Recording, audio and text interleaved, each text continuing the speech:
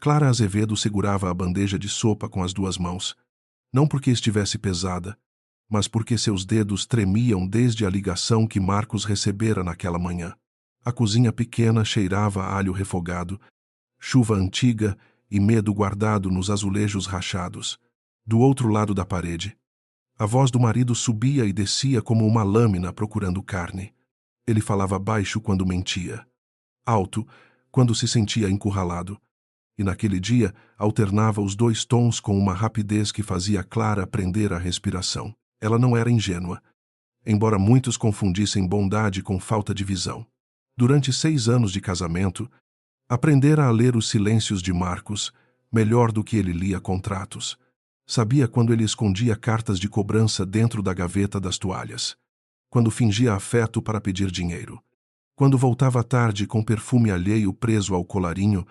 Ainda assim, havia nela uma disciplina tranquila, uma recusa quase teimosa em se tornar amarga, como se preservar a própria ternura fosse o último território que ninguém conseguiria tomar. Marcos entrou na cozinha sem olhar para a sopa. O terno cinza, comprado em tempos melhores, pendia em seus ombros com elegância cansada, mas seus olhos brilhavam com uma decisão que não combinava com derrota. Clara percebeu primeiro a pasta preta de couro em sua mão, depois o anel que ele girava no dedo, gesto que sempre antecedia uma crueldade. Ele sorriu sem calor. Aproximou-se da mesa e colocou a pasta diante dela como quem entrega uma sentença já assinada por outras mãos. Clara, preciso que você seja racional hoje, disse ele, puxando a cadeira sem se sentar. O banco cortou o piso com um ruído seco. Ela pousou a bandeja devagar, mantendo a postura ereta. Embora o coração batesse como se quisesse fugir antes do corpo, Marcos abriu a pasta e espalhou papéis sobre a toalha florida. Havia carimbos, nomes de advogados, números que pareciam pertencer a outro mundo. E no topo de tudo, escrito em letras frias, estava o sobrenome Montenegro. O que é isso? Marcos, perguntou Clara, mesmo já sabendo que a resposta não viria limpa. Ele passou a língua pelos lábios, impaciente, como se a pergunta fosse uma grosseria. É uma solução, disse, para nós dois.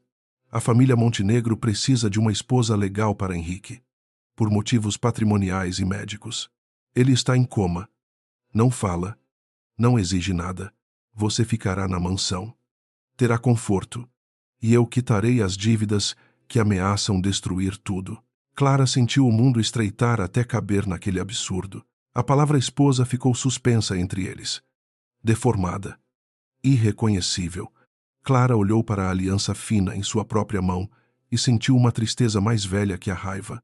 Ela conhecera Marcos quando ainda acreditava que esforço podia corrigir caráter. Quando a viuvez da mãe e a pobreza do bairro faziam qualquer promessa de estabilidade parecer abrigo, trabalhara como enfermeira particular, estudara a administração à noite, pagara contas que não eram das suas, e agora descobria que sua vida cabia, para ele, numa cláusula negociável. Você está dizendo que me vendeu? Falou ela, sem elevar a voz. Marcos finalmente se sentou, irritado com a precisão da frase. Não dramatize. Ninguém vende ninguém. É um acordo civil. Temporário. Conveniente. Você gosta de cuidar dos outros. Não gosta? Então cuide dele. Um homem que nem pode abrir os olhos não vai lhe causar problema. Clara sustentou o olhar dele. E por um instante, Marcos desviou o rosto. Não por vergonha, mas por incômodo diante de uma dignidade que ele não conseguia manipular. A chuva começou a bater na janela com força, cobrindo o silêncio que veio depois. Clara pensou na mãe morta. Nas tardes em que aprendera a medir remédio de idosos sem perder a paciência, nos diplomas guardados em envelopes, porque Marcos dizia que uma esposa ambiciosa envergonhava o marido. Pensou também nas dívidas que não fizera, nos credores que bateram à porta na semana anterior, no medo de uma violência que se aproximava em passos educados. Ainda assim, sua resposta nasceu inteira dentro dela. Eu não assino isso, disse. Marcos riu, mas a risada saiu curta. Você já assinou documentos suficientes para que os advogados reconheçam sua concordância. Lembra daqueles papéis do refinanciamento? Clara, você confiou em mim. A frase foi mais suja que um tapa. Ela levantou a mão até a garganta, não para se proteger, mas para impedir que a respiração se quebrasse. Cada gesto de confiança dado durante anos voltava agora como prova contra ela. Transformado por Marcos em chave de uma prisão elegante, ele se levantou de repente e andou pela cozinha, alimentado pela própria explicação. Os Montenegro vão mandar um carro às 6. Você terá roupas. Quarto. Salário indireto. Tudo melhor do que esta casa caindo aos pedaços. Beatriz Montenegro é uma mulher prática. Não tolera escândalos. Faça o que pedirem. Fique calada e todos ganham. Clara percebeu, então, que havia mais medo nele do que triunfo. Marcos não negociara por coragem, mas por pânico. E homens em pânico costumavam sacrificar qualquer pessoa para salvar a própria pele. Quando o carro preto parou diante do portão, a vizinhança acendeu olhos atrás das cortinas. Clara levava apenas uma mala pequena, 2 mudas de roupa, o antigo relógio da mãe e uma pasta escondida com cópias dos documentos que conseguira fotografar enquanto Marcos falava ao telefone. Ele não notara. Nunca notava quando a subestimava. Antes de entrar no carro, Clara olhou para a casa onde suportara tantos anos de humilhação e percebeu que não chorava por deixá-la. Mas pelo tempo que aceitara chamar aquilo de lar, o motorista não fez perguntas durante o trajeto. A cidade mudou aos poucos, saindo das ruas estreitas e úmidas para avenidas largas, onde prédios espelhados refletiam um céu carregado. Clara observou tudo sem se encolher. Havia aprendido, em hospitais e casas ricas, que pessoas poderosas gostavam de confundir silêncio com obediência. Ela usaria o silêncio como escudo até entender o campo onde fora jogada. No banco ao lado, um envelope com seu nome continha instruções, horários e uma fotografia de Henrique Montenegro antes do coma. A fotografia a surpreendeu. Henrique não tinha o rosto vazio de um herdeiro mimado, como ela esperara por defesa. Era um homem de olhar firme, cansado talvez, com uma cicatriz discreta no queixo e mãos de quem assinava impérios, sem esquecer o peso da caneta. Clara leu a ficha médica resumida. Acidente automobilístico. Traumatismo. Resposta neurológica instável.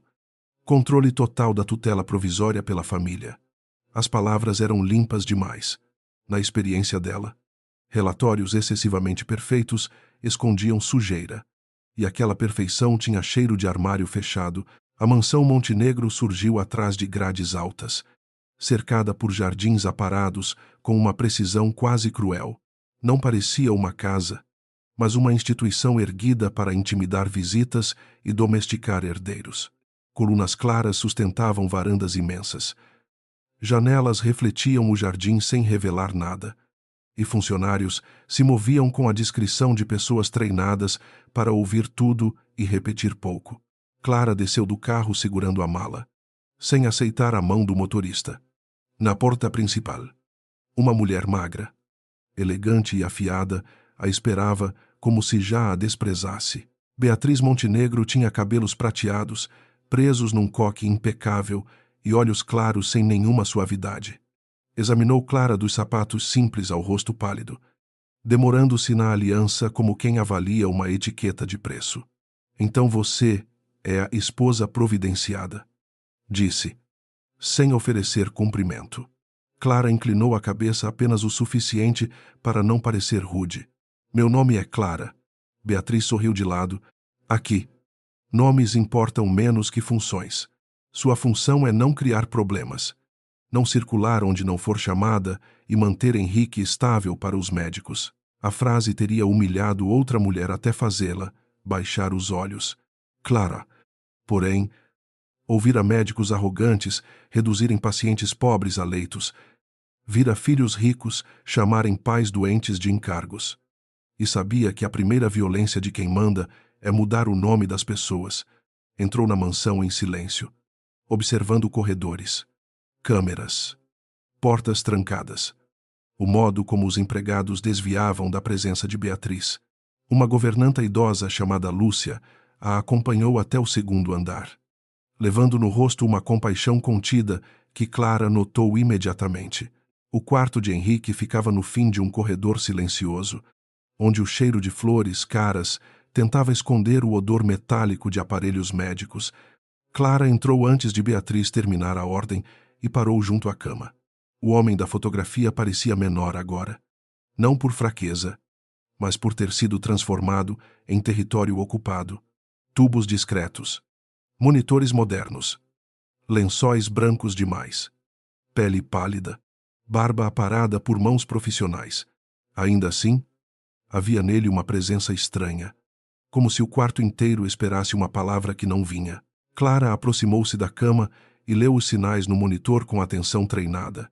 Frequência estável, respiração assistida apenas em parte, medicação sedativa acima do que ela consideraria prudente para alguém em avaliação neurológica progressiva. Não demonstrou surpresa. Tocou de leve o pulso de Henrique, medindo calor, ritmo, resistência. Beatriz observava da porta, incomodada com aquela competência silenciosa. Clara percebeu o incômodo e guardou a informação. Uma mulher que se irritava diante de cuidado verdadeiro provavelmente tinha interesse em preservar uma doença. Não em curá-la, ele precisa de rotina, disse Beatriz. Não de heroísmo sentimental. Clara soltou o pulso de Henrique com delicadeza e respondeu sem olhar para ela. Pacientes em coma também precisam que alguém leia seus sinais com honestidade. A governanta prendeu a respiração. Beatriz estreitou os olhos, como se aquela frase fosse a primeira rachadura num vidro muito antigo. Cuidado com o tom. Minha cara. Você chegou aqui por um acordo que pode ser desfeito. Clara virou-se então. Calma. A dignidade não veio no acordo. Senhora, eu já trouxe comigo, durante o jantar, servido numa sala longa, onde os talheres pareciam produzir mais som que as vozes. Clara conheceu Otávio Montenegro, primo de Henrique, diretor interino do grupo empresarial. Ele exibia charme fácil e arrogância polida. Falava de aquisições, fundos, imprensa e estabilidade do mercado. Mas olhava para Clara como quem calcula quanto tempo uma peça barata demora a quebrar. Ao mencionar Marcos, sorriu com familiaridade desagradável. Seu marido foi muito cooperativo, disse. Clara pousou o copo sobre a mesa antes que a mão revelasse sua raiva. Ex-marido, corrigiu ela. Ainda não nos termos legais, rebateu Otávio. Divertido. Clara sentiu a armadilha da palavra, mas não mordeu a isca. Nos termos morais. Senhor Montenegro, algumas coisas morrem antes de receber certidão.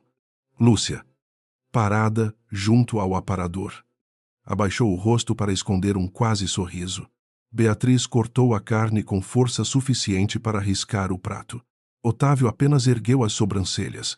Finalmente, um pouco curioso, a esposa comprada tinha voz, e isso contrariava as estimativas de todos naquela mesa. Mais tarde, Clara ficou sozinha no quarto que lhe deram.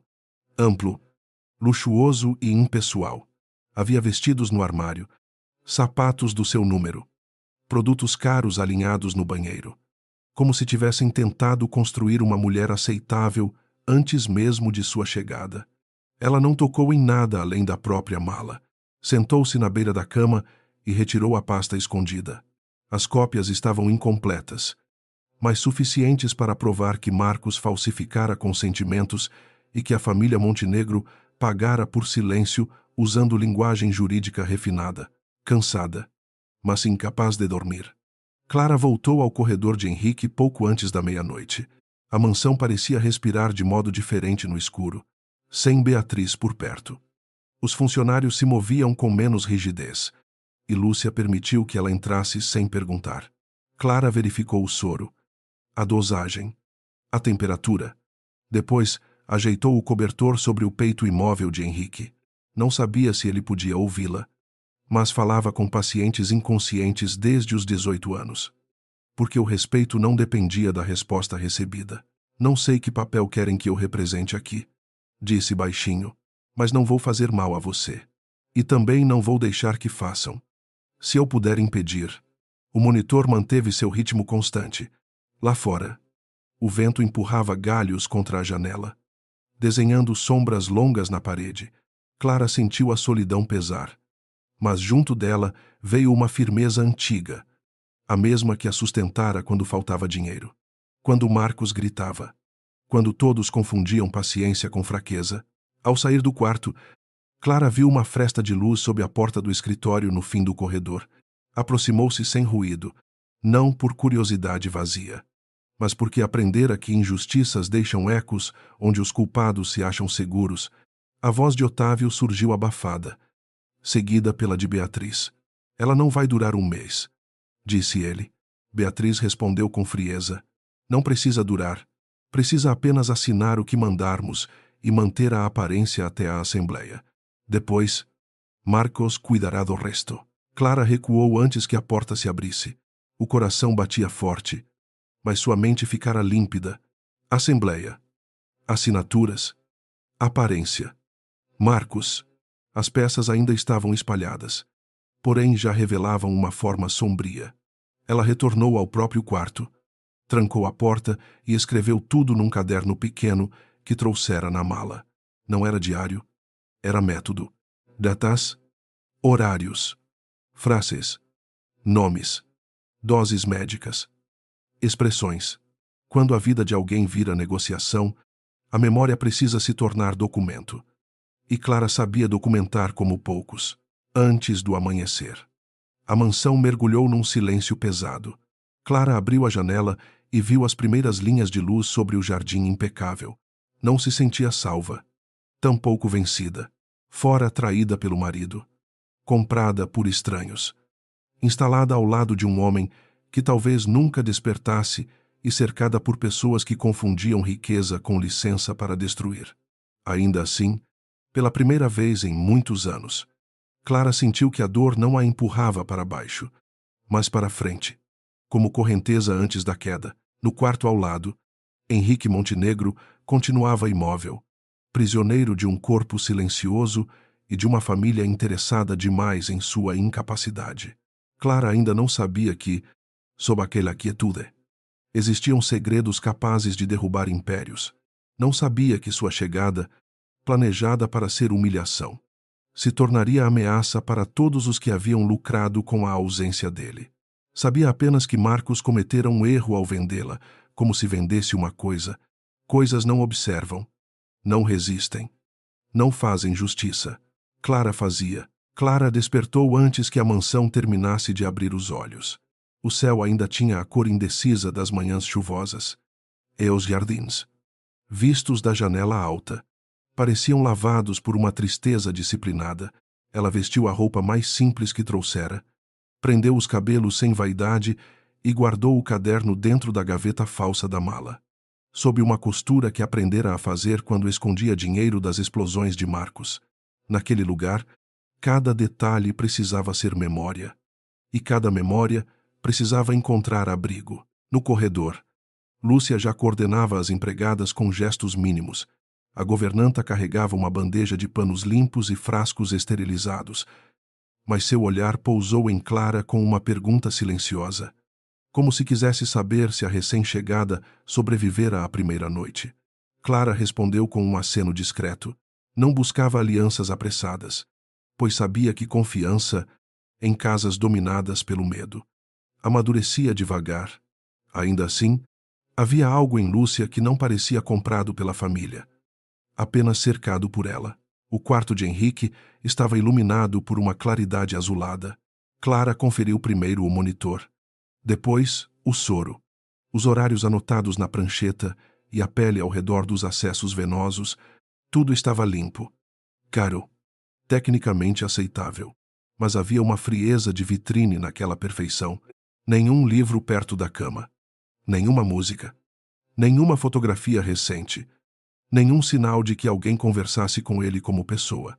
Clara molhou uma gaze, limpou os lábios ressecados de Henrique e falou baixo, como falaria a qualquer paciente digno de presença. Bom dia, Henrique. Não sei que tipo de manhã você prefere, mas hoje a chuva deu uma trégua. A voz dela mal tocou o ar, porém mudou a atmosfera do quarto. Lúcia, parada à porta, Apertou os dedos na bandeja. Durante meses, todos entravam ali, falando sobre ele. Nunca com ele. Clara percebeu a reação sem se virar. Depois mediu a temperatura. Examinou a pupila com cuidado e franziu levemente a testa diante da resposta lenta, mas existente.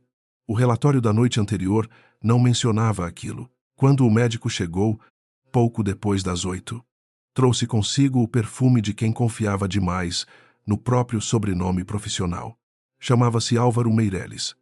Era neurologista contratado pela família e entrou no quarto sem cumprimentar Clara, como se sua presença pertencesse à mobília. Leu os números no monitor, assinou a ficha com uma pressa elegante e informou que tudo seguia inalterado. Clara pediu acesso aos registros completos das medicações. Álvaro levantou os olhos, enfim, não com interesse, mas com irritação calculada. A senhora não tem autorização técnica para revisar condutas, disse ele. Clara manteve as mãos cruzadas diante do corpo. Tenho formação em enfermagem e fui nomeada responsável residencial no documento que me trouxeram. Se esperam que eu responda pela rotina dele. Preciso saber o que entra no sangue dele. Álvaro sorriu sem alegria. O cuidado aqui é de alto nível. Não transforme zelo doméstico em interferência. Clara não respondeu de imediato. Observou apenas que ele guardou uma folha solta no bolso antes de fechar a pasta. A folha escondida bastou para acender nela uma atenção mais funda. Ao longo da manhã, Clara reorganizou pequenos procedimentos sem fazer alarde. Pediu que as cortinas fossem abertas em horários regulares, que Henrique recebesse estímulos sonoros suaves, que a posição do corpo fosse alterada com mais frequência para evitar lesões. Uma auxiliar jovem chamada Marina obedeceu com alívio, como se alguém finalmente dissesse em voz alta cuidados que ela temia sugerir. Nos olhos da moça, Clara encontrou o primeiro sinal de que a mansão guardava testemunhas. Beatriz apareceu ao meio-dia, vestida de branco, acompanhada por Otávio e por um advogado de rosto estreito. Os três pararam diante da porta aberta. Vendo Clara ajustar a almofada sob o braço de Henrique, a cena, simples e humana, pareceu ofender, luz mais que qualquer desafio explícito. Beatriz entrou devagar. Vejo que decidiu ocupar espaço rapidamente. Clara não se afastou da cama. Decidi cuidar do paciente. Há uma diferença. Otávio soltou uma risada baixa, enquanto o advogado desviava os olhos para os papéis em suas mãos. Paciente, repetiu Beatriz. Henrique é presidente afastado de um grupo que sustenta milhares de empregos. Cada decisão sobre ele exige responsabilidade, não sentimentalismo. Clara virou-se então, tranquila demais para o gosto da outra mulher. Justamente por isso, senhora, a responsabilidade deve começar pelo corpo dele, não pelo valor das ações. O silêncio que se seguiu teve peso de porcelana prestes a cair. Otávio a examinou com novo cálculo, e Clara compreendeu que, para eles, inteligência numa mulher comprada era defeito perigoso.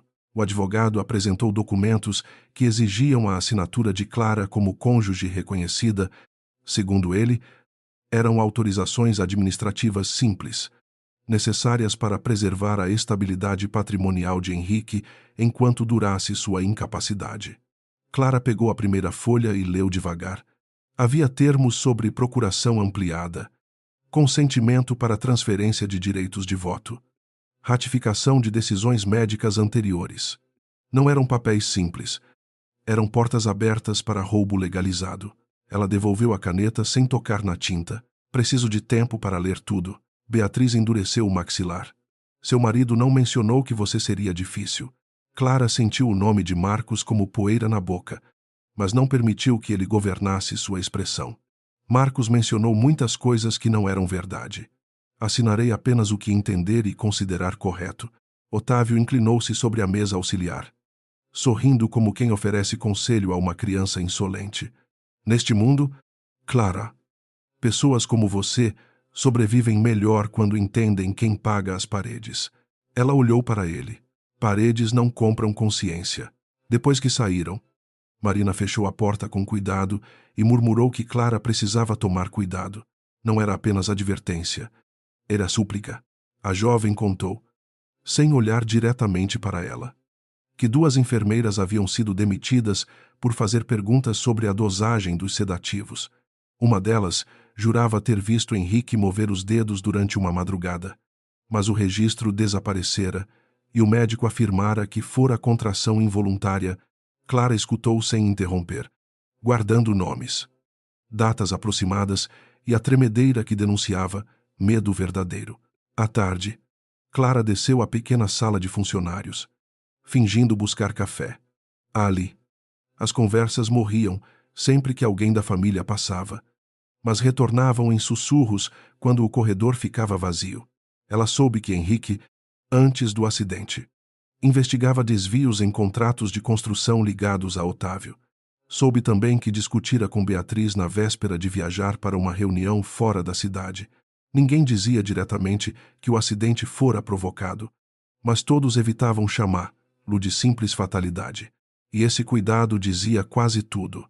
Lúcia a chamou para a despensa sob o pretexto de mostrar a organização da casa, entre prateleiras de louça antiga e toalhas bordadas. A governanta finalmente deixou cair a máscara de serviço. Dona Clara. Há coisas que não se dizem nesta casa sem perder o emprego ou coisa pior. Mas o Sr. Henrique não era um homem perfeito. Era exigente. Duro às vezes. Só que nunca cruel. Depois que ele caiu naquela cama, pessoas que antes o temiam começaram a sorrir demais. Clara ouviu a frase como se recebesse uma chave. Perguntou por registros antigos, agendas, visitantes. Qualquer coisa que mostrasse quem entrava no quarto fora dos horários oficiais. Lúcia hesitou.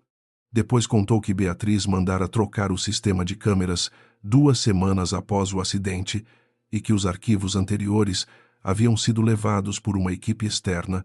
Também revelou que Álvaro visitava Henrique em madrugadas não anotadas. Clara não demonstrou espanto. Agradeceu apenas porque gratidão discreta era mais segura que promessa grande demais. Naquela noite, Marcos ligou quando Clara terminava de organizar os remédios. Ela viu o nome dele na tela e sentiu um cansaço fundo. Mas atendeu. A voz dele veio suave, melada de falsa intimidade. Minha esposa favorita já está brincando de senhora da mansão. Clara encostou-se à parede do corredor, longe da porta de Henrique. O que você quer? Ele riu. Quero lembrar que seu conforto depende da minha paciência. Beatriz ainda precisa de algumas assinaturas. E você não vai me envergonhar. Clara fechou os olhos por um segundo. Atrás das palavras dele havia dinheiro, medo e ressentimento. Marcos não suportava imaginá-la em uma casa rica sem que ele controlasse cada passo. Você falsificou minha concordância, disse ela. Não finja que isso é casamento. A voz dela mudou, perdendo o verniz. Cuidado. Clara, posso dizer a todos que você aceitou porque sempre sonhou com luxo. Posso destruir essa sua imagem de santa. Ela respirou devagar. Imagem não me sustenta. Verdade. Sim, e a verdade costuma ter paciência. Marcos desligou depois de lançar ameaças sobre dívidas, fotos manipuladas e testemunhas compradas. Clara ficou imóvel alguns instantes, permitindo que o medo atravessasse o corpo sem dirigir suas ações. Depois voltou ao quarto de Henrique e verificou cada frasco com atenção renovada. Encontrou uma pequena diferença no rótulo de um sedativo, quase invisível para alguém apressado. O lote indicado no frasco não correspondia ao lote anotado na ficha. Ela fotografou, aprova. Guardou a imagem em uma pasta oculta no aparelho e anotou tudo no caderno. Não podia acusar ninguém ainda. Uma acusação sem estrutura seria engolida por advogados, médicos e sobrenomes.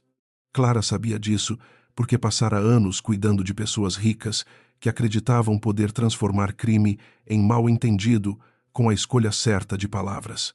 Então decidiu agir como sempre agira diante do perigo, reduzindo o caos a etapas. Primeiro, proteger Henrique. Segundo, reunir provas. Terceiro, descobrir quem ainda preservava a lealdade à verdade. Quarto, impedir que seu nome fosse usado como instrumento para concluir a pilhagem. Nos dias seguintes, a mansão percebeu a presença dela como se percebe uma pedra no sapato. Clara não gritava, Não afrontava sem necessidade, mas tornava cada rotina mais difícil para quem dependia da desordem. Exigia conferência dupla de medicação, anotava horários de visitas, conversava com Henrique diariamente, recusava documentos sem leitura e respondia às provocações com uma serenidade que enfurecia Beatriz.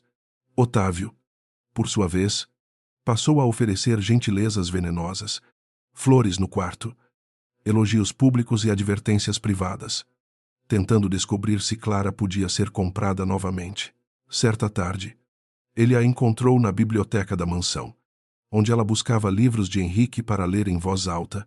As estantes subiam até o teto, cheias de volumes jurídicos, romances gastos e relatórios empresariais encadernados. Otávio entrou sem fazer ruído e ficou observando enquanto Clara escolhia um livro marcado por anotações. Meu primo gostava de fingir que lia por prazer, disse ele.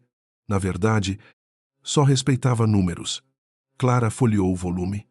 Vendo comentários escritos à mão nas margens, pessoas deixam mais de si nas margens do que nas assinaturas. Otávio aproximou-se demais. Você fala como alguém que acha que veio corrigir o mundo. Clara fechou o livro devagar. Não, eu falo como alguém que já viu o bastante para reconhecer quando uma casa está apodrecendo por dentro. O rosto dele perdeu por um instante a elegância brincalhona. Você deveria se lembrar de que não tem família. Dinheiro, nem nome para enfrentar ninguém aqui. Clara segurou o livro contra o peito. Tenho memória, paciência e uma razão para não ter medo de perder o que nunca me deram. A resposta dele foi um sorriso duro. Na mesma noite, Clara encontrou sua mala aberta e algumas roupas espalhadas pelo chão. Nada de valor fora levado, mas o caderno estava fora do lugar. Quem entrara não encontrara a costura escondida, porém deixara aviso suficiente. Clara recolheu as peças sem chamar ninguém. Em vez de se desesperar, copiou as anotações essenciais em pequenos papéis e os distribuiu dentro de livros, forros e uma caixa de curativos. Se procurava um único segredo, ela transformaria a verdade em sementes. Enquanto isso, Henrique apresentava pequenos sinais que os relatórios insistiam em diminuir. Clara notou contração leve quando lia notícias sobre o Grupo Montenegro, alteração sutil na frequência cardíaca ao ouvir o nome de Beatriz, maior estabilidade quando reduzia estímulos invasivos. Álvaro atribuía tudo a reflexos, mas ela via padrões. Não eram milagres.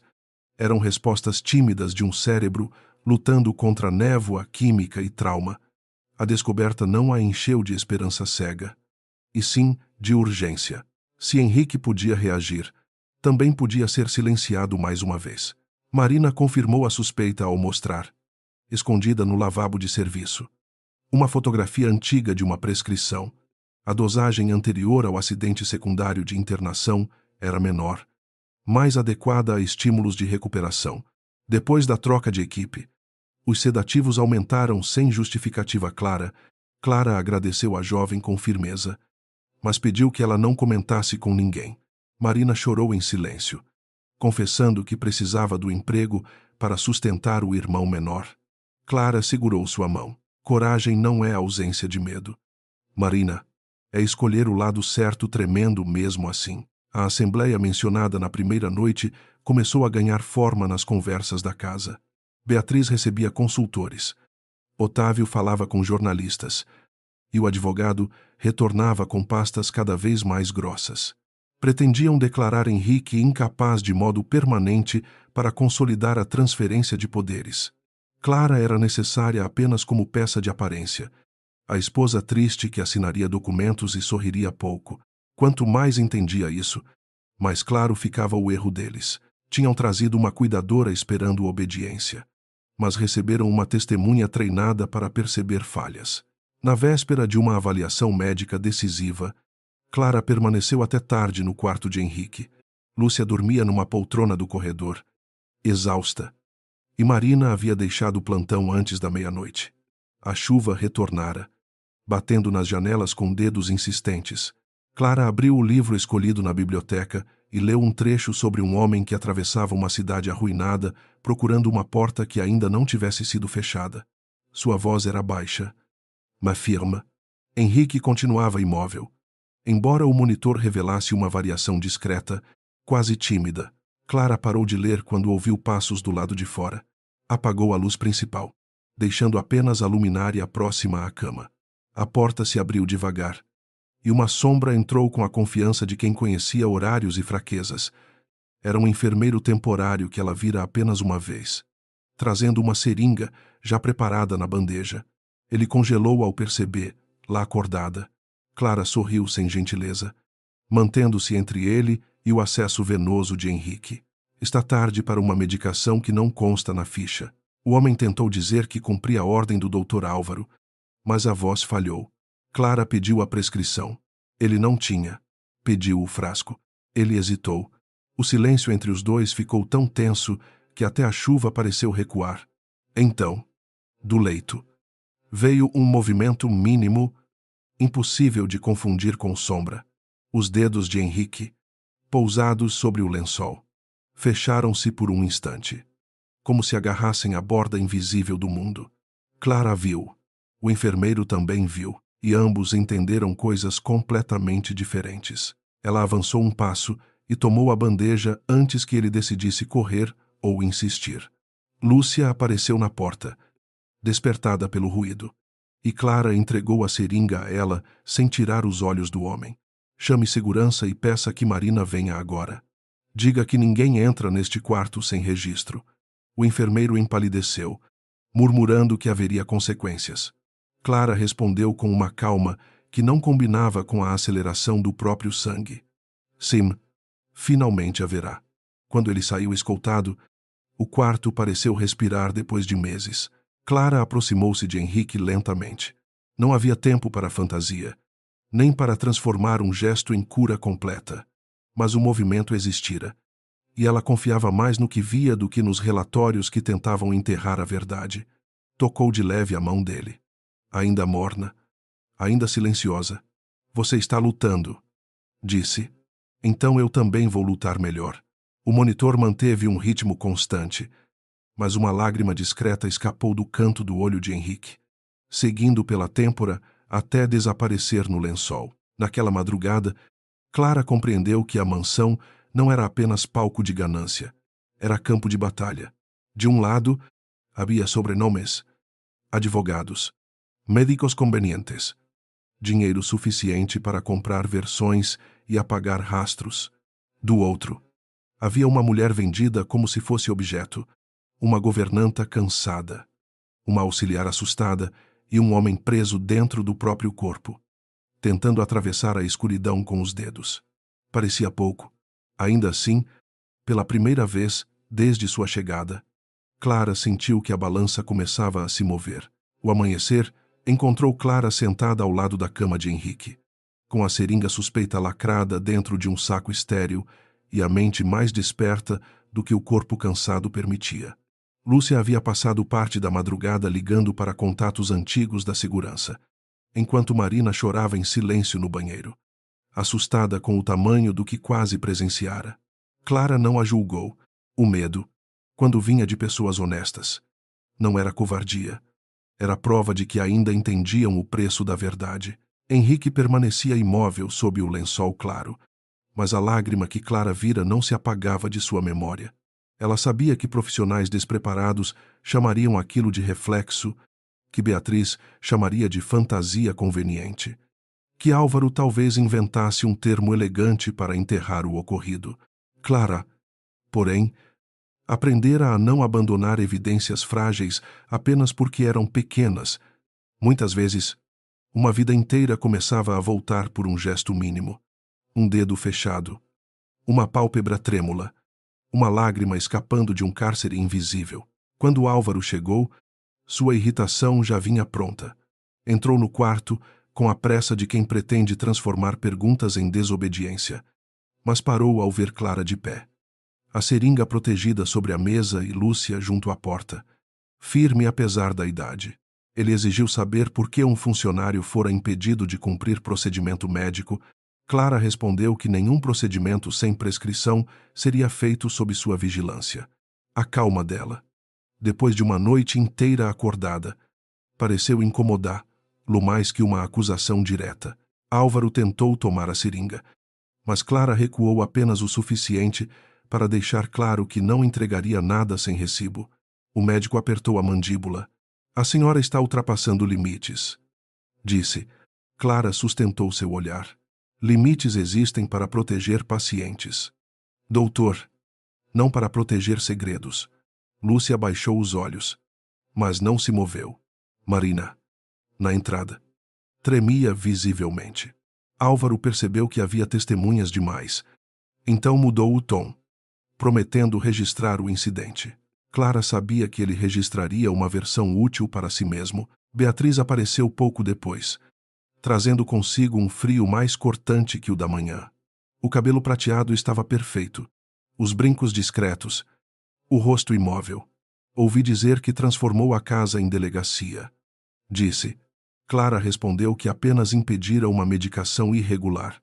Beatriz olhou para Henrique com uma mistura de tédio e cálculo. Meu sobrinho precisa de estabilidade, não de teatro. Clara sentiu vontade de perguntar se estabilidade, para ela, significava silêncio eterno. Mas guardou a pergunta. Ainda não era hora de revelar quanto já sabia. Otávio veio ao lado da tia, menos sorridente que de costume. Seus olhos passavam da seringa para Marina, de Marina para Clara, tentando medir a extensão do dano. Ele sugeriu que todos se acalmassem, que erros de comunicação aconteciam em casas grandes, que a imprensa não precisava saber de ruídos domésticos. Clara notou a palavra imprensa como quem encontra uma mancha fresca num tecido caro. Eles não temiam apenas a saúde de Henrique, temiam a narrativa, exposição, perda de controle sobre a história que vendiam ao mundo. Depois que saíram, Clara pediu que Lúcia guardasse uma cópia da foto da seringa em local seguro. Pediu também que Marina fingisse não saber mais do que já dissera. A jovem concordou, mas seus olhos perguntavam se aquilo teria fim. Clara não ofereceu consolo falso.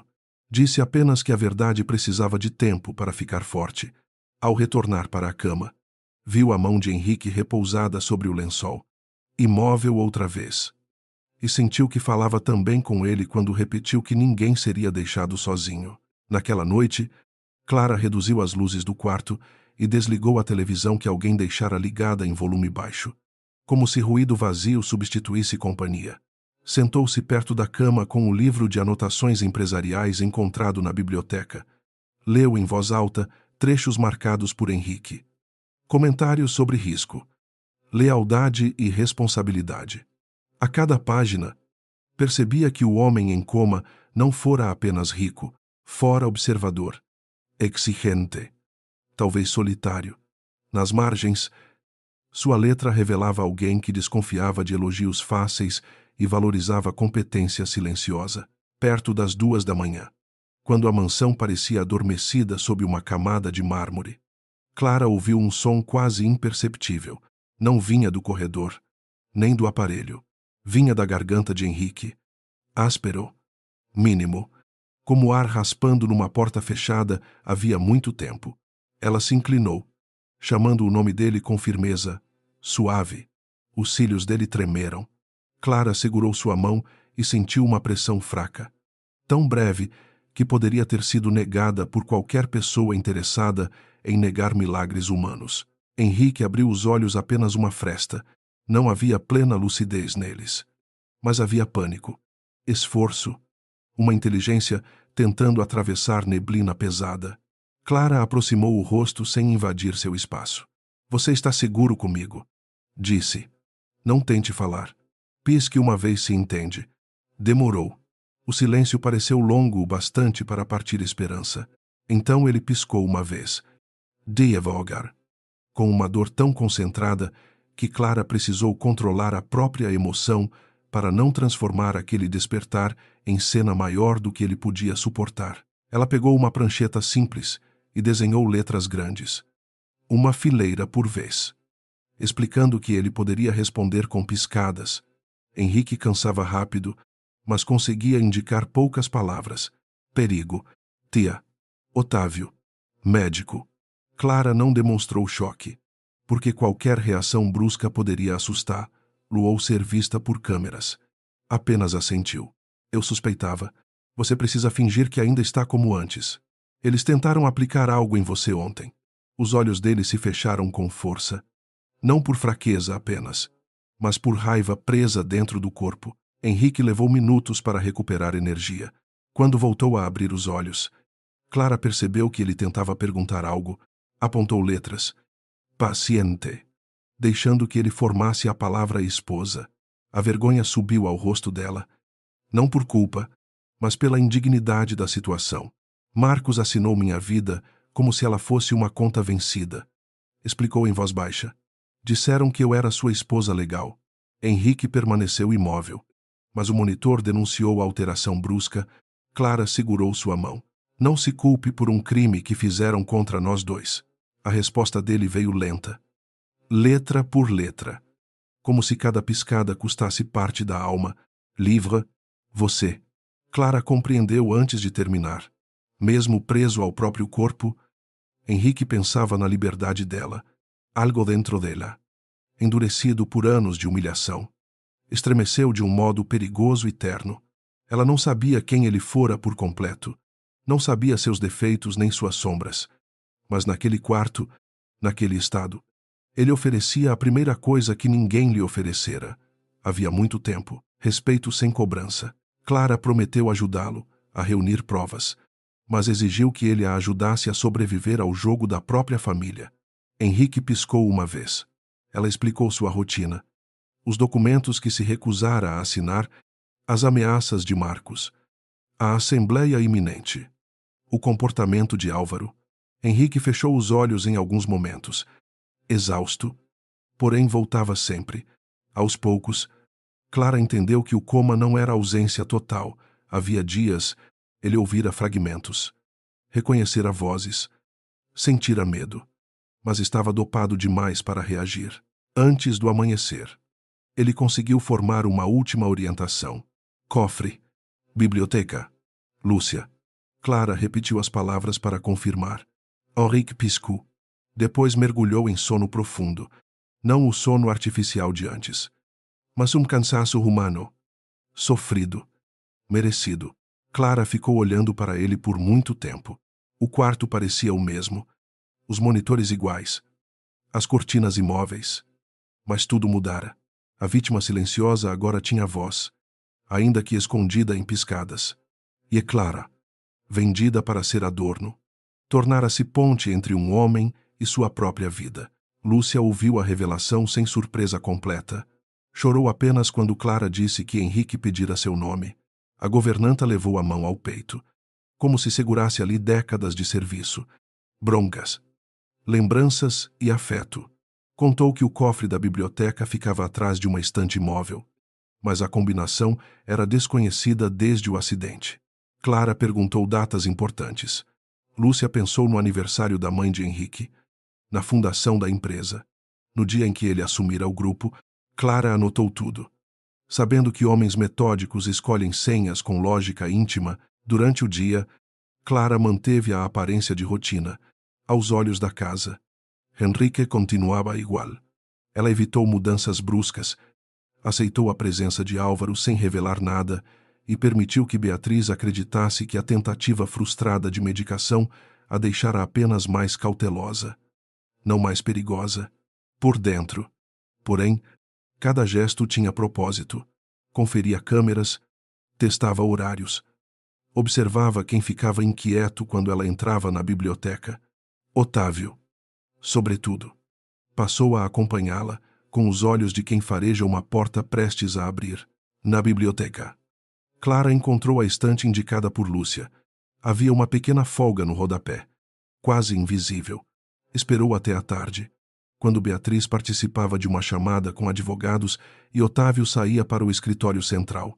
Lúcia ficou no corredor, fingindo supervisionar a limpeza. Clara empurrou a lateral com cuidado, e a madeira cedeu sem ruído, atrás dela. O cofre surgiu embutido na parede, discreto e sólido. Clara tentou as datas prováveis, uma por uma, sem pressa, até que a combinação ligada à mãe de Henrique abriu o mecanismo. Dentro havia documentos. Um disco rígido, fotografias impressas e cartas manuscritas. Clara não teve tempo de ler tudo. Fotografou o máximo possível e retirou apenas um envelope, com o próprio nome de Otávio escrito na letra de Henrique. Antes de fechar, encontrou também uma pequena caixa de veludo. Dentro havia uma aliança masculina antiga e uma pedra azul solta. Talvez herança familiar. Não tocou. Aquilo pertencia a uma intimidade que não deveria ser invadida sem necessidade. Levou apenas provas que podiam impedir crimes. No quarto, Henrique despertou por poucos minutos. Clara mostrou as fotos no celular, ampliando trechos para que ele confirmasse com piscadas.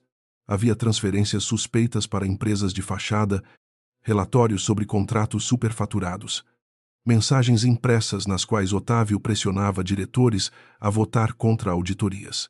O nome de Beatriz aparecia menos, mas sua assinatura autorizava reuniões privadas com Álvaro. Henrique tentou mover a boca. Samson. Clara entendeu a fúria dele. Eles não queriam apenas sua fortuna. Queriam apagar a parte dele que poderia responsabilizá-los. A partir daquela noite, Clara e Henrique criaram uma linguagem mais eficiente. Uma piscada para sim, duas para não. Olhar para a esquerda para perigo imediato. Olhar para a direita para continuar. O avanço era lento, mas íntimo de um modo inesperado. Clara via nos olhos dele gratidão, vergonha, impaciência e um humor seco que surgia quando ela reclamava da arrogância dos Montenegro. Certa vez, ao chamar Otávio de pavão de terno caro, Henrique piscou com tanta força que ela quase riu alto pela primeira vez desde que chegara. A ternura nasceu nesses intervalos pequenos, não em grandes declarações. Nasceu quando Henrique se esforçou para indicar que Clara comesse. Depois de vê-la recusar o almoço pela terceira vez. Nasceu quando ele piscou repetidamente até fazê-la entender que havia uma conta pessoal, separada da empresa, cujo acesso poderia garantir proteção jurídica para ela. Clara recusou de início, ferida pela lembrança de ter sido negociada. Henrique, com paciência dolorosa, formou palavras que a desarmaram. Não compra. Protege. Escolha sua. Clara aceitou apenas a proteção legal. Não presentes. Não luxos. Não qualquer coisa que pudesse confundir cuidado com posse.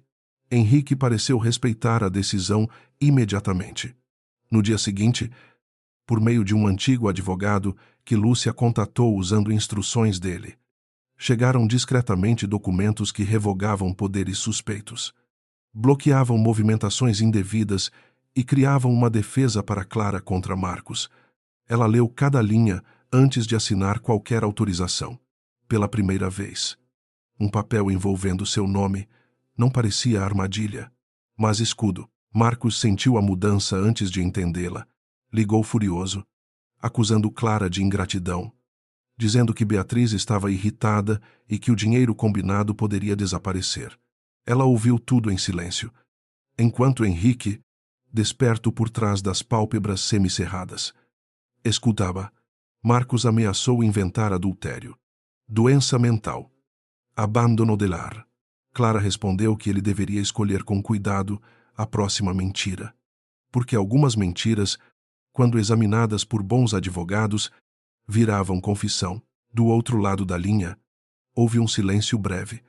O primeiro silêncio de Marcos que pareceu medo. Henrique queria reagir. Clara percebeu pelo monitor, mas ela pousou a mão sobre a dele. Não vale sua energia. Ele é pequeno demais para a raiva que pede. Henrique olhou para ela, e naquele olhar havia algo que Clara não soube nomear sem se assustar. Admiração, talvez. Culpa também. Desejo de reparar o que não causara. Mas testemunhava. Ela afastou a mão devagar, temendo que o próprio coração, cansado de viver defendido, confundisse segurança com amor. Ainda assim, o calor daquele toque ficou. Os dias seguintes trouxeram riscos maiores. Álvaro sugeriu internar Henrique em uma clínica particular fora da cidade. Sob justificativa de tratamento especializado, Beatriz apoiou de imediato. Otávio fingiu preocupação pública, mas Clara viu satisfação no canto de sua boca. Tirar Henrique da mansão significaria isolá-lo, controlar visitas, apagar a linguagem de piscadas, talvez concluir o serviço interrompido. Clara recusou assinar qualquer transferência sem segunda opinião. Beatriz perdeu a elegância por um segundo. Você esquece que está aqui por favor nosso. Clara respondeu que favores não costumam exigir vítimas. Na madrugada posterior, Henrique conseguiu mover os dedos com mais firmeza. Clara segurava uma caneta entre os dedos dele, apoiando sua mão para não forçar músculos enfraquecidos. O traço saiu torto, quase ilegível, mas era escrita. Ele formou 2 letras. Depois descansou, suando. Clara não o pressionou. Ao final de quase 1 hora, havia no papel uma palavra: dossiê. Depois, com esforço cruel, outra: Jardim, Lúcia. Chamada em segredo.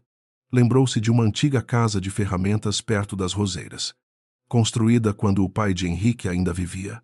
Clara esperou uma manhã de movimento intenso na mansão.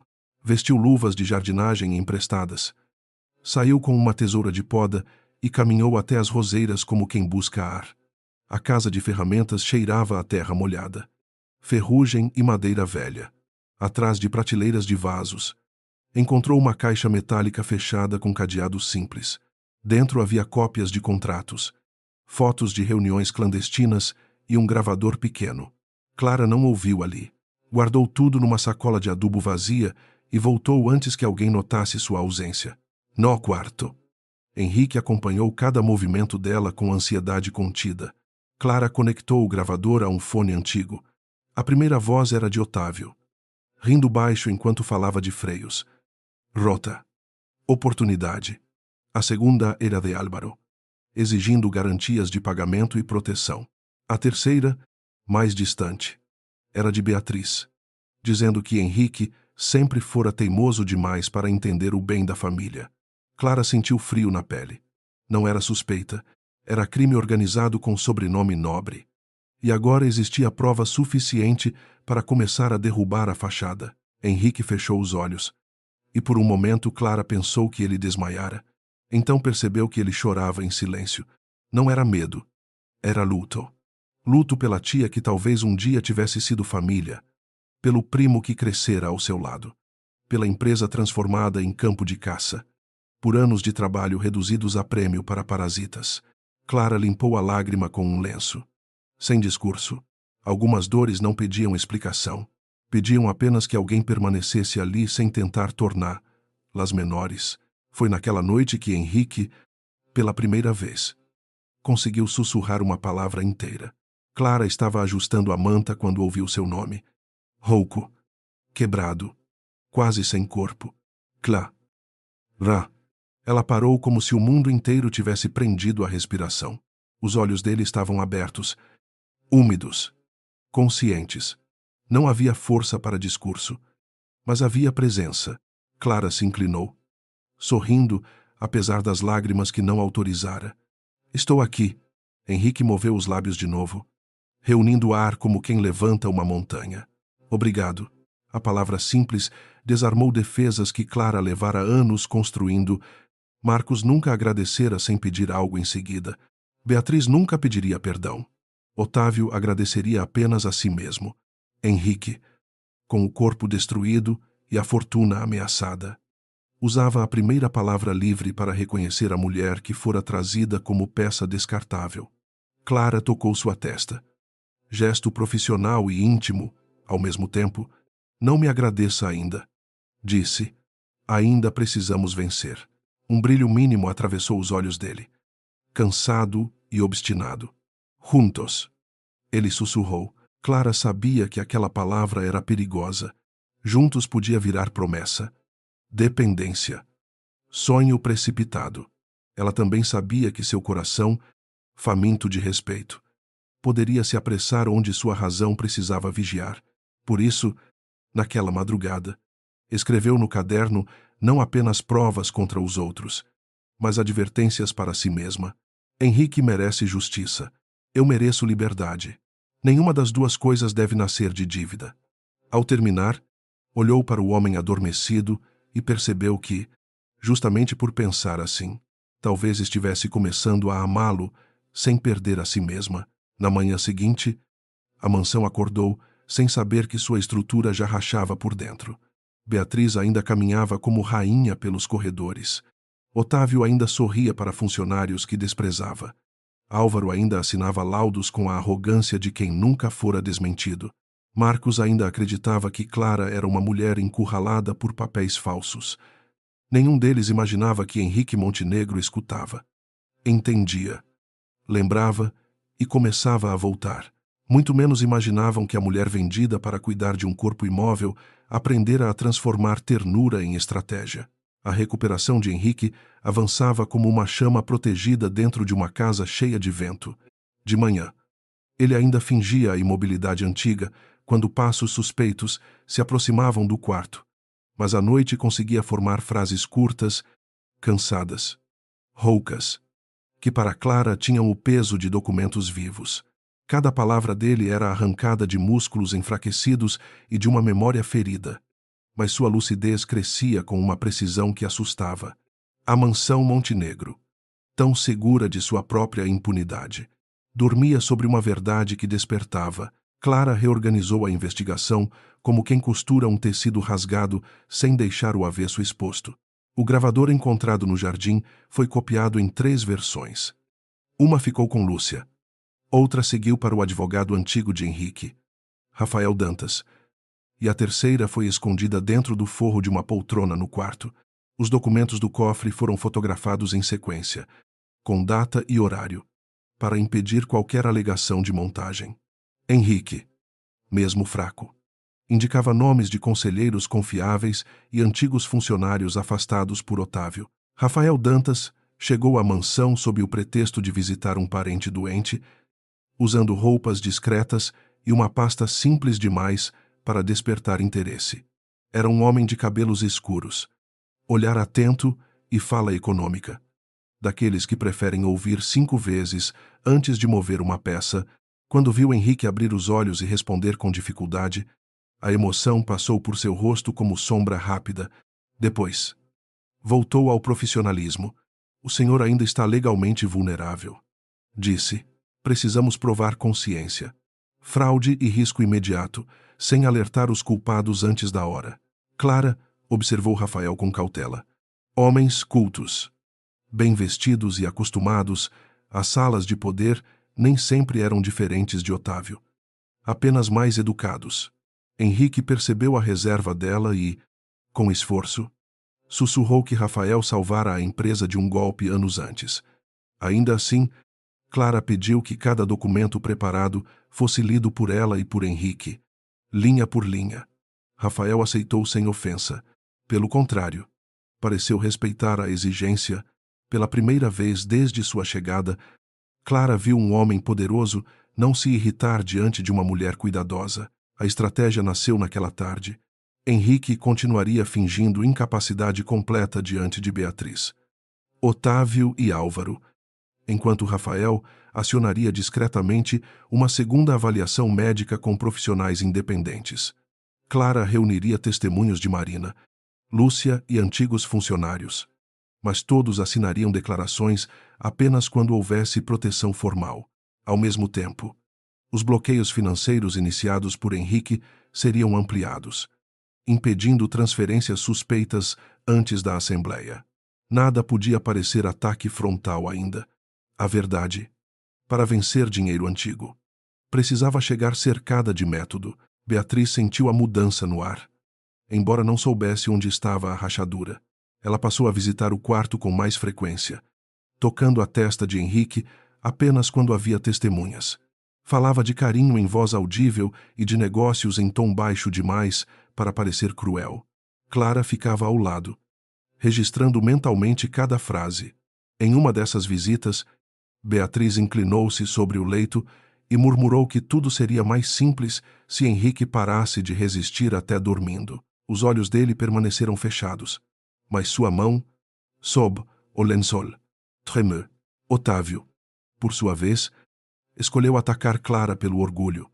Em almoços calculados, deixava cair comentários sobre mulheres que descobriam o luxo tarde demais, sobre enfermeiras que confundiam proximidade com importância, sobre gente pobre que se sentia moralmente superior porque nunca tivera oportunidade de pecar com elegância. Clara ouvia sem se defender. E essa ausência de reação o provocava como uma porta que não abria. Ele precisava vê-la, humilhada, para acreditar que ainda controlava a história. Não entendia que o silêncio dela já não era ferida. Era a espera. Marcos entrou novamente no tabuleiro quando Beatriz percebeu que a pressão interna não bastava. Ele apareceu na mansão numa tarde abafada, usando um terno novo que não conseguia disfarçar a ansiedade. Clara o encontrou no salão principal, onde os retratos dos Montenegro observavam gerações de ambição em molduras douradas. Marcos abriu os braços como se fossem velhos amantes, separados por mal-entendido. "Minha querida", disse, com voz alta o bastante para os empregados ouvirem. "Você parece confortável demais para alguém que dizia ter sido forçada." Clara parou a alguns passos dele. Não havia raiva espalhada em seu rosto, apenas uma firmeza que Marcos desconhecia. Ele se aproximou e tentou tocar seu braço, mas ela recuou antes do contato. Beatriz assistia do alto da escada, satisfeita, enquanto Otávio fingia examinar o celular. Marcos então baixou a voz. "Assine os documentos da Assembleia. Depois peço uma anulação limpa e você sai com algum dinheiro. Continue me desafiando, e todos vão saber que aceitou vir porque queria fisgar um bilionário incapaz. Por anos." Clara temera esse tipo de ameaça. Não por acreditar na mentira, mas por saber que o mundo muitas vezes prefere a versão mais suja sobre uma mulher. Naquele salão, porém, percebeu que Marcos dependia do mesmo medo antigo para governá-la. Então respondeu sem pressa: "Você pode contar a história que quiser. Eu contarei a minha com datas, comprovantes, gravações e assinaturas falsas." O sorriso dele rachou. Clara viu, atrás dos olhos do marido, o instante exato em que ele entendeu que a mulher vendida aprendera a guardar recibos da própria dor. Marcos reagiu como sempre reagia quando perdia vantagem, tentando transformar vergonha em agressividade. Disse que ela nunca passara de uma cuidadora sem brilho, que ninguém acreditaria em sua palavra contra famílias ricas, que Henrique era um corpo vazio e que ela deveria agradecer por dormir sob teto nobre. Clara sentiu a presença dos empregados nas portas. Respirando baixo, escolheu falar para todos, não para ele. Um corpo em silêncio continua sendo uma pessoa. Uma mulher traída continua sendo dona de si. E uma mentira repetida por ricos continua sendo mentira. O tapa não veio, porque Marcos se lembrou das testemunhas. Mas sua mão subiu meio palmo antes de cair. E esse gesto bastou para que Lúcia avançasse um passo. Otávio riu, tentando aliviar a tensão. Mas seu riso saiu seco. Beatriz desceu a escada devagar e ordenou que Marcos fosse levado ao escritório. Clara ficou no salão até todos desaparecerem, sentindo os joelhos pesarem somente quando já não era útil parecer intacta. Marina surgiu com um copo de água. Clara aceitou, e as duas não precisaram dizer nada. Naquela noite, Henrique estava furioso. Sua voz ainda falhava, mas a raiva dava às palavras uma força áspera. Ele queria chamar a polícia imediatamente. Expor Marcos. Derrubar Beatriz. Entrar na Assembleia. No dia seguinte, como tempestade, Clara ouviu até o fim. Depois, sentou-se junto à cama. Você tem direito à raiva, disse. Mas eles esperam justamente que a gente se mova antes de fechar a rede. Se atacarmos agora, vão chamar sua lucidez de confusão, minha denúncia de vingança e as provas de manipulação. Henrique fechou os olhos, lutando contra a impotência que mais doía que a fraqueza física. Ele comandara empresas, crise, negociações internacionais. Mas agora dependia de Clara para erguer um copo e escolher o momento certo de revelar a própria vida. Ela percebeu a humilhação silenciosa nele e falou mais baixo. Dependência temporária não diminui quem você é. O que fizeram com você foi tentar transformar cuidado em prisão. Nós vamos transformar cuidado em prova. Henrique abriu os olhos. Havia gratidão, mas também algo mais profundo e perigoso. A confiança entre eles crescia sob pressão, feita de noites em que Clara lia contratos ao lado da cama e Henrique corrigia detalhes com gestos mínimos. Crescia quando ele insistia para que ela descansasse, mesmo querendo que ficasse. Crescia quando ela recusava presentes caros que ele tentava enviar por Rafael, aceitando apenas segurança e ferramentas para a investigação. Henrique começava a entender que mimar Clara não significava cobri-la de luxo, e sim remover ameaças sem roubar escolhas. Para um homem acostumado a resolver tudo com dinheiro, aquela lição era difícil e necessária. Rafael conseguiu trazer a médica independente numa madrugada de tempestade. Doutora Helena Siqueira entrou pela porta de serviço, acompanhada por Marina, carregando equipamentos portáteis e uma expressão que misturava cautela e indignação profissional. Examinou Henrique por quase 2 horas. Avaliou reflexos, respostas cognitivas, força muscular e sinais de sedação prolongada. Ao final, sua conclusão foi baixa. Mas afirma: este homem não está em estado vegetativo. Está consciente, debilitado e possivelmente mantido sob medicação inadequada. Clara sentiu o ar voltar aos pulmões, como se ela mesma estivesse presa. Havia meses, o laudo preliminar de Helena mudou tudo. Com ele, Rafael poderia solicitar medidas urgentes caso houvesse risco de remoção ou nova sedação. Mas ainda era preciso expor a fraude empresarial, porque Beatriz e Otávio tentariam separar saúde de patrimônio, pintando a recuperação de Henrique como instável demais para governar. Clara reuniu então os testemunhos. Marina assinou chorando, relatando alterações de medicação e demissões suspeitas. Lúcia assinou com mão firme, contando visitas noturnas, câmeras trocadas e ordens verbais de Beatriz. Cada assinatura parecia devolver luz a um corredor. O testemunho mais difícil veio de Samuel, antigo motorista de Henrique, demitido logo após o acidente. Rafael o encontrou vivendo numa cidade próxima, trabalhando em oficina e evitando qualquer contato com os Montenegro.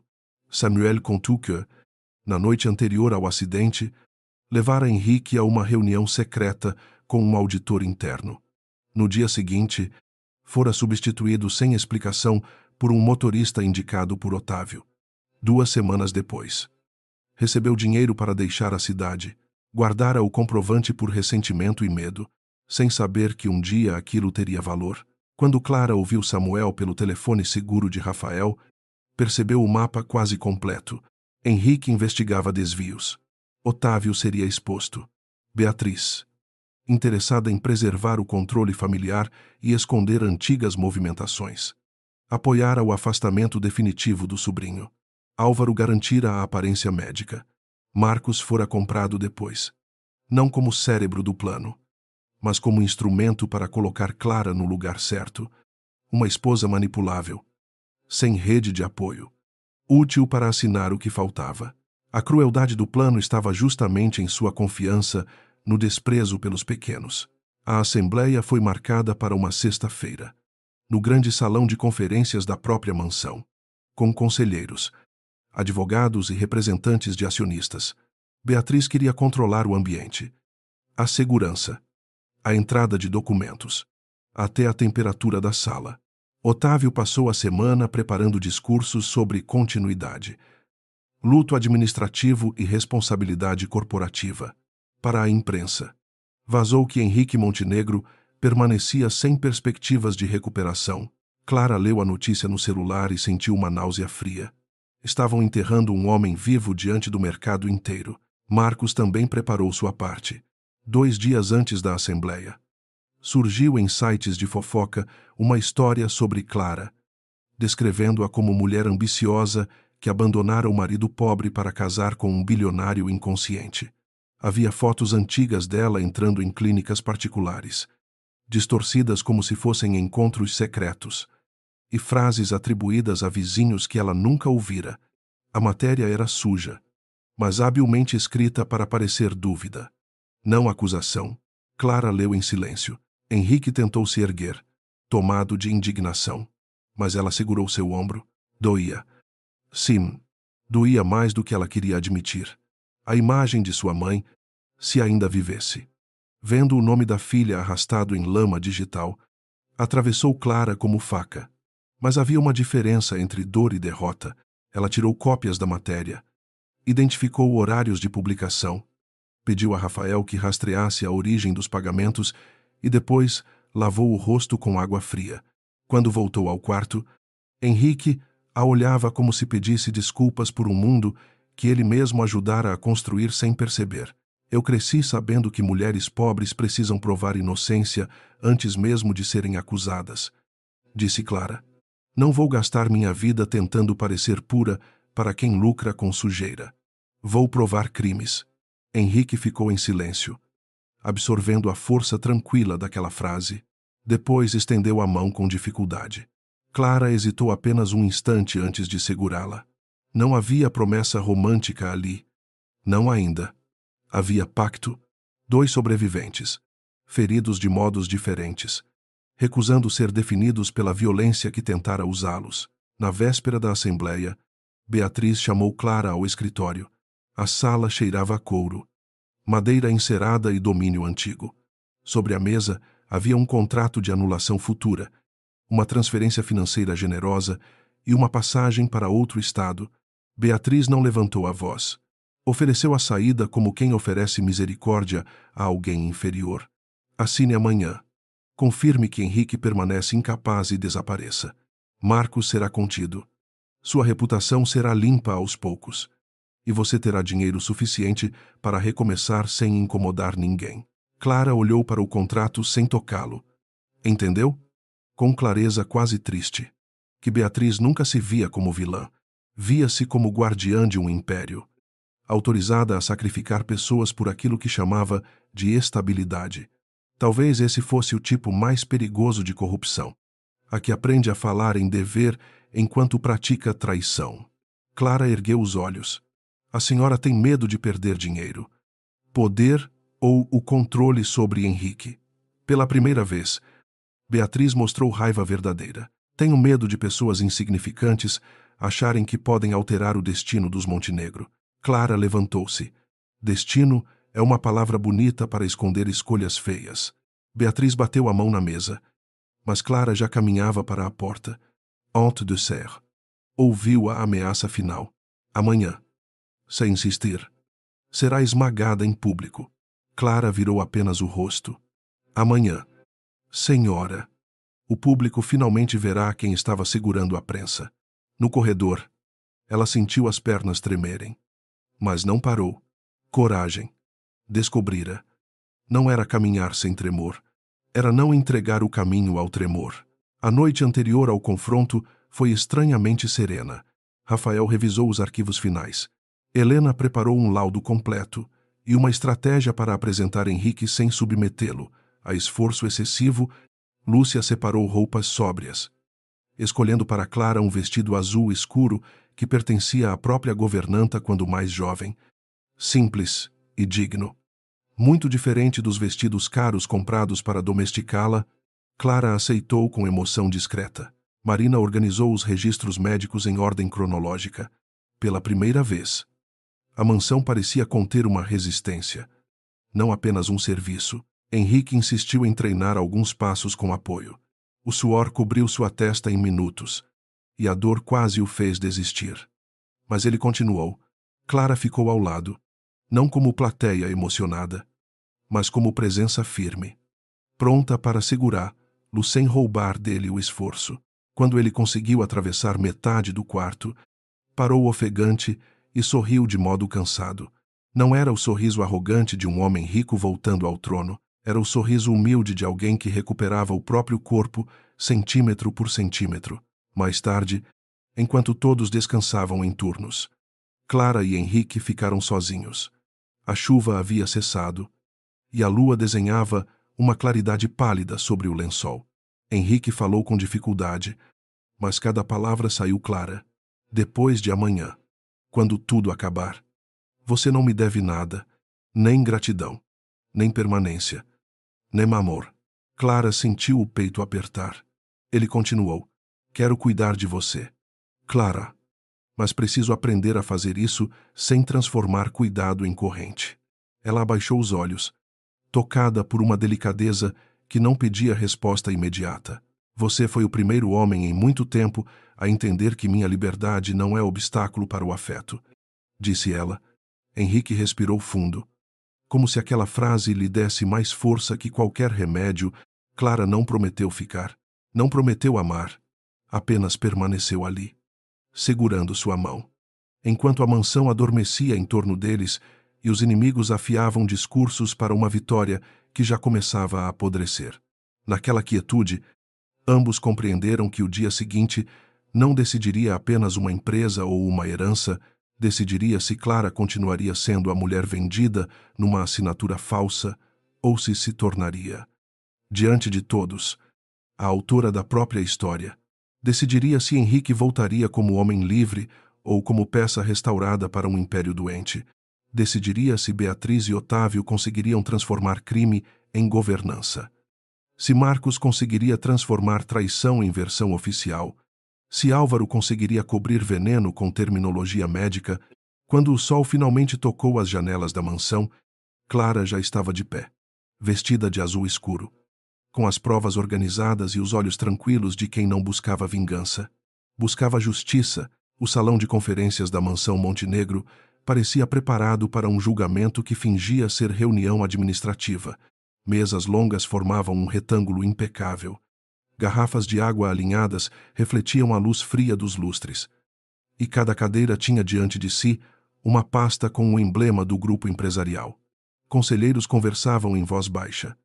Advogados organizavam papéis. Jornalistas aguardavam no hall externo sob a promessa de uma declaração oficial. Beatriz caminhava entre todos com serenidade ensaiada, como se já tivesse vencido antes mesmo da primeira palavra. Clara entrou pela porta lateral acompanhada por Lúcia e Marina. Sem joias. Sem ostentação. Vestida de azul escuro e levando uma pasta preta contra o peito.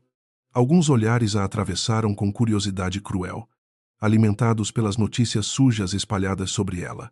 Outros desviaram, temendo envolver-se em escândalo doméstico. Otávio sorriu quando a viu, satisfeito por encontrá-la sozinha, sem Henrique à vista.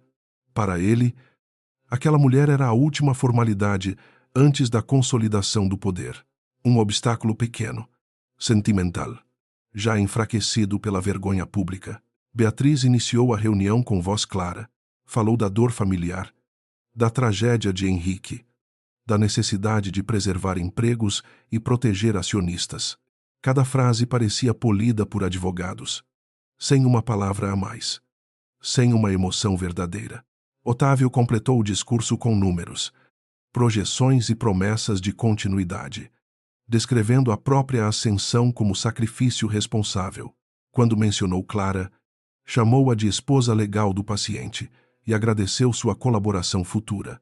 Clara ergueu os olhos nesse instante, e o pequeno movimento bastou para que Lúcia soubesse que a espera terminara. O advogado de Beatriz colocou diante de Clara o documento que a tornaria cúmplice. A sala inteira pareceu inclinar-se para sua caneta. Ela abriu a pasta, leu a primeira página com calma e depois fechou o documento sem assinar. Preciso registrar uma objeção, disse. A voz dela não era alta, mas percorreu a mesa com precisão. Beatriz apertou os dedos no braço da cadeira. Otávio riu, tentando transformar tensão em anedota. Minha cara, esta reunião não é espaço para conflitos conjugais. Clara olhou para ele. Justamente. É espaço para crimes empresariais. O silêncio caiu pesado, mas não vazio. Um dos conselheiros pediu explicação. Enquanto o advogado de Beatriz exigia que a frase fosse retirada da ata, Clara abriu sua pasta e distribuiu as primeiras cópias dos registros médicos comparativos, com datas, lotes de sedativos e assinaturas divergentes. Helena entrou nesse momento, autorizada por Rafael, e apresentou-se como médica independente. Álvaro, sentado ao fundo, levantou-se imediatamente para contestar, mas sua voz perdeu força quando viu que o laudo trazia exames, imagens, avaliações cognitivas e observações impossíveis de reduzir à fantasia. Beatriz acusou Clara de manipulação emocional. Disse que uma mulher envolvida em escândalo pessoal não podia conduzir uma reunião daquele porte. Clara ouviu sem piscar, como ouvira Marcos tantas vezes, e compreendeu que a estratégia era sempre a mesma: Quando não conseguiam destruir a prova, destruíam a mulher que a segurava. Então ela projetou na tela os documentos de consentimento falsificados por Marcos, os pagamentos feitos a ele por intermediários ligados a Otávio e as mensagens em que sua chegada era tratada como peça conveniente. Marcos, chamado por Beatriz para reforçar a narrativa contra Clara, estava na sala anexa, aguardando o momento de aparecer como marido traído. Ao ver seu nome na tela por meio da porta entreaberta, entrou antes da hora. Pálido de raiva, disse que tudo era invenção, que Clara sempre quis luxo, que ele fora enganado por ela. Rafael pediu que exibissem o áudio de uma ligação gravada legalmente, na qual Marcos ameaçava destruir sua reputação, caso ela não assinasse. A voz dela, saindo dos alto-falantes, parecia menor que o homem que tentava negar. Clara não sorriu. Não havia prazer em vê-lo, exposto. Apenas uma tristeza limpa por ter confirmado o que já sabia. Marcos olhou ao redor, procurando aliados. Mas Beatriz desviou o rosto. E Otávio deixou que ele afundasse sozinho. Aquela era a moral dos covardes poderosos. Usar alguém enquanto servia. Abandoná-lo quando se tornava peso. Clara sentiu por ele uma piedade breve. Não suficiente para perdoar, mas suficiente para não se parecer com ele. Marcos a vendera. Agora era vendido pelo silêncio dos próprios compradores. Otávio tentou retomar o controle, alegando que questões matrimoniais não invalidavam a incapacidade de Henrique. Foi então que a porta principal se abriu. 2 seguranças entraram primeiro, seguidos por Rafael. E atrás dele apareceu Henrique Montenegro, apoiado numa bengala discreta e no braço de Helena. O salão inteiro se levantou numa onda de espanto. Henrique estava magro, pálido, com o rosto marcado pelo esforço. Mas seus olhos tinham a firmeza de antes e algo a mais. Uma lucidez ferida, que não pedia licença a ninguém. Beatriz ficou imóvel, como se a idade inteira tivesse caído sobre seus ombros em um segundo. Otávio perdeu a cor, mas tentou sorrir, chamando o primo pelo nome com falsa emoção. Henrique não respondeu a ele. Caminhou devagar até a cadeira principal, cada passo arrancado da dor e da vontade. Enquanto Clara observava sem correr para ajudá-lo, ela sabia que aquele caminho pertencia a ele. Quando Henrique finalmente se sentou, respirou fundo e encarou a mesa. Senhores, disse rouco, lamento interromper meu próprio enterro administrativo. A frase produziu um choque que nenhum advogado conseguiu conter. Henrique explicou, com pausas necessárias, que recuperara a consciência parcial antes do que os laudos oficiais afirmavam. Mas fora mantido sob sedação inadequada e risco constante. Não dramatizou. Não usou sua dor como espetáculo. Entregou fatos, datas, nomes. Quando a voz falhou, Clara continuou, não como esposa decorativa, mas como testemunha central da tentativa de apagá-lo. Entre eles não havia dependência cega, mas uma coordenação precisa, construída em noites de medo e método. Rafael então apresentou o gravador encontrado no jardim. A voz de Otávio preencheu o salão, falando de oportunidade, freios e rota. A de Álvaro veio depois, pedindo garantias.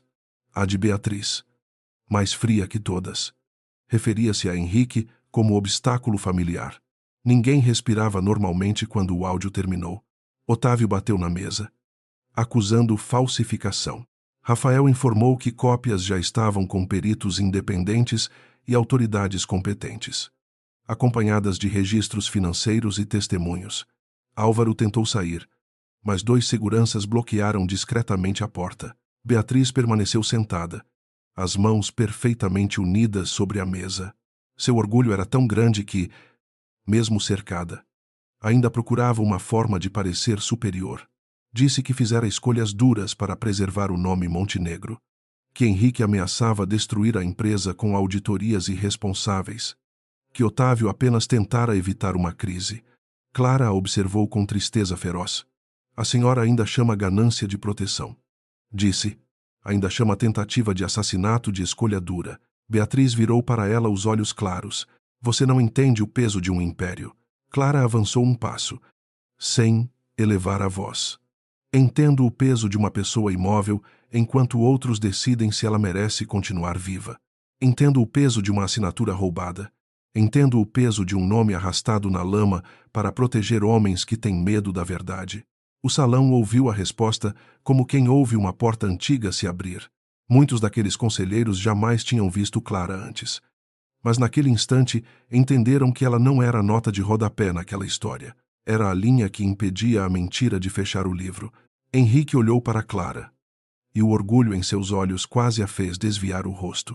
Ele pediu que a ata registrasse a suspensão imediata de Otávio, a abertura de auditoria independente e a revogação de todos os poderes concedidos durante sua incapacidade fraudulenta. Rafael acrescentou medidas legais contra Beatriz, Álvaro, Marcos e demais envolvidos. Alguns conselheiros tentaram pedir cautela. Preocupados com o mercado, Henrique os encarou. Cautela teria sido útil quando um homem estava sendo drogado em sua própria casa. Agora precisamos de limpeza. A palavra limpeza atravessou a sala como vento abrindo janelas.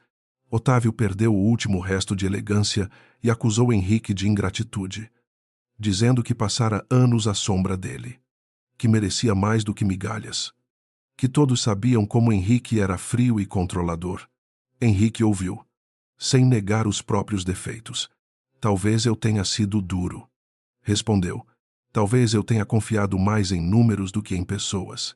Mas nada disso lhe deu direito de transformar a ambição em crime. Otávio tentou responder, mas sua voz já não encontrava chão. Marcos foi o primeiro a ser retirado para prestar depoimento. Honte de ser. Olhou para Clara com algo entre ódio e súplica. Ela não desviou. Não havia mais casamento. Não havia dívida. Não havia medo antigo prendendo seus tornozelos. Havia apenas a memória de uma mulher que um dia cozinhara sopa numa cozinha pequena, tremendo diante de papéis. E a mulher que agora permanecia de pé diante de todos. Marcos abriu a boca como se fosse pedir desculpa, mas escolheu insultá-la. Clara agradeceu em silêncio por ele confirmar quem sempre fora. Beatriz saiu por último, ainda tentando manter a coluna reta. Ao passar por Henrique, não pediu perdão. Disse apenas que ele não saberia governar depois de ter sido salvo por uma mulher qualquer. Henrique respondeu com serenidade cansada. Foi justamente por ela não ser qualquer coisa que todos vocês caíram. Beatriz olhou para Clara, e pela primeira vez não havia desprezo completo em seu rosto. Mas o reconhecimento amargo de ter subestimado a pessoa errada, esse reconhecimento não redimia nada. Apenas fechava o ciclo de sua arrogância. Quando o salão finalmente esvaziou, Clara sentiu a força abandonar seu corpo aos poucos. Lúcia a abraçou sem pedir permissão. E Marina chorou com o rosto escondido nas mãos. Henrique permaneceu sentado, exausto demais para celebrar. A vitória não tinha o brilho fácil das histórias simples. Havia empregos a proteger, processos a enfrentar, manchetes a corrigir, cicatrizes a tratar. Ainda assim, a mansão parecia diferente. O ar já não pertencia aos segredos. Pela primeira vez, as paredes ouviam a verdade sem conseguir expulsá-la. Nos dias seguintes, o mundo externo devorou a queda dos Montenegro corruptos com fome de escândalo. A imprensa que antes insinuara sujeira sobre Clara agora a chamava de corajosa, como se não tivesse ajudado a feri-la. Ela não se iludiu com a mudança. Sabia que a mesma boca pública que apedreja pode coroar, e que nenhuma das duas coisas deveria governar uma vida. Rafael cuidou da anulação do casamento com Marcos, dos processos por falsificação e difamação, e da proteção legal que garantia a Clara reparação sem aprisioná-la. A Henrique iniciou uma recuperação longa, humilde e dolorosa. Precisava reaprender força, equilíbrio, paciência. Às vezes se irritava com a lentidão do próprio corpo, e Clara não o tratava como porcelana. Dizia quando ele era injusto, exigia descanso quando ele fingia resistência. Ria de sua teimosia quando ele tentava transformar fisioterapia em reunião de diretoria. Ele, por sua vez, aprendeu a pedir ajuda sem sentir que perdia a autoridade. Aprendeu também a oferecer cuidado de formas que não pesavam, como liberdade de escolha, portas abertas, advogados honestos e silêncio quando ela precisava pensar. Clara não voltou para a casa de Marcos. Também não aceitou morar imediatamente no quarto de Henrique. Apesar dos boatos ansiosos da imprensa, escolheu um pequeno apartamento perto do hospital de reabilitação. Pago com seus próprios recursos e com parte da indenização que recebeu legalmente, Henrique respeitou a decisão. Embora sentisse falta dela nas noites em que a mansão voltava a parecer grande demais. En vez de pressioná-la, enviava livros com bilhetes curtos, flores sem exagero e relatórios sobre a reforma interna da empresa que ela ajudara a exigir. A reforma foi talvez o gesto mais importante. Henrique afastou diretores cúmplices, criou canais de denúncia, indenizou funcionários demitidos por se recusarem a mentir e convidou Clara a integrar um conselho de ética voltado a cuidados de saúde e responsabilidade social. Ela recusou o cargo simbólico e aceitou apenas quando recebeu funções reais: orçamento auditável e autonomia. Henrique riu ao ouvir suas condições, mas assinou todas. Não porque desejasse agradá-la cegamente, e sim porque ela tinha razão. Amar Clara significava reconhecer sua competência antes de admirar sua doçura. Meses depois, quando o processo criminal já avançava e Beatriz aguardava julgamento em prisão domiciliar, Clara visitou a antiga cozinha da casa onde vivera com Marcos. O imóvel estava vazio, devolvido aos credores, com marcas de móveis nas paredes e cheiro de abandono. Ela ficou ali pouco tempo. Não procurava dor, nem lembranças para cultivar. Queria apenas ver, com os próprios olhos, o lugar onde uma versão dela acreditara que suportar era sinônimo de amar. Saiu sem chorar, levando consigo apenas o relógio da mãe no pulso. Henrique a esperava do lado de fora, apoiado na bengala. Sem motorista, sem comitiva, vestindo uma camisa simples que o fazia parecer mais homem que bilionário. Não perguntou se ela estava bem de imediato, apenas caminhou ao lado dela por alguns metros, respeitando o silêncio. Clara gostou disso. Depois, quando chegaram à esquina, ele disse que comprara de volta algumas dívidas antigas de funcionários explorados por Otávio e as cancelara. Ela olhou para ele, desconfiada de qualquer grande gesto. Henrique ergueu as mãos. Não é presente para você. É dívida moral minha. Clara sorriu. E aquele sorriso já não carregava defesa. Caminharam até uma praça pequena, onde crianças corriam entre árvores e vendedores recolhiam barracas no fim da tarde. Henrique sentou-se com cuidado no banco. Cansado, mas vivo. Clara ficou de pé diante dele por alguns instantes. Você sabe que eu poderia ir embora, disse. Henrique assentiu. Zai, você sabe que não precisa provar mais nada para mim. Ela respirou fundo, sentindo que a liberdade, quando real, assustava mais que muitas prisões. Então escolheu sentar ao lado dele. Não houve pedido dramático naquele dia. Não houve anel escondido, nem promessa feita para reparar feridas com pressa. Houve apenas duas mãos se encontrando sobre o banco da praça. Sem contrato, sem testemunhas interessadas, sem necessidade de transformar gratidão em destino. Clara compreendeu que podia amar Henrique justamente porque podia deixá-lo. Henrique compreendeu que podia mimá-la justamente porque não podia possuí-la. Entre eles, o amor começou onde tantas histórias terminam, depois da justiça, depois da verdade, depois da recuperação lenta da própria voz. 1 ano depois, a mansão Montenegro abriu seus portões para uma fundação dedicada a pacientes em longas recuperações e famílias sem recursos para cuidados dignos. Lúcia coordenava a casa com autoridade renovada.